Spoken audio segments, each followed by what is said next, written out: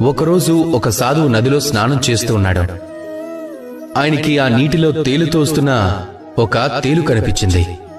తేలు ప్రాణాలు కాపాడటం కోసం ఆయన దాన్ని తీసుకుని ఒడ్డున పెట్టాలని భావించాడు. ఎప్పుడైతే ఆయన ఇలా చేత్తో పట్టుకుని పైకి లేపాడో ఆ తేలు కుట్టింది ఆయన్ని.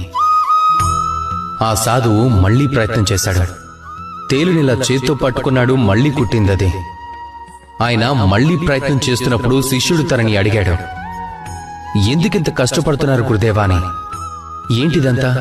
మీరు ఎవరి ప్రాణాలను కాపాడాలని ప్రయత్నిస్తున్నారో అదే మిమ్మల్ని కుడుతోంది.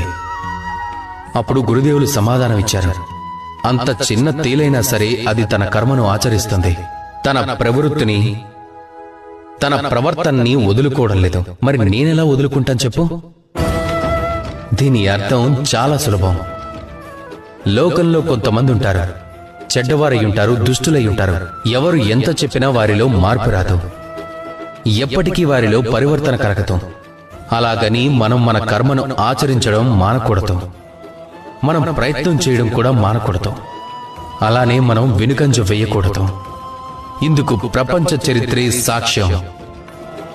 ఈ ప్రయత్నం అనేది ప్రపంచం గమనాన్నే మార్చివేయగలదు. అందుకే నాతో కలిసి ప్రేమగా పలకండి, రాధా కృష్ణ.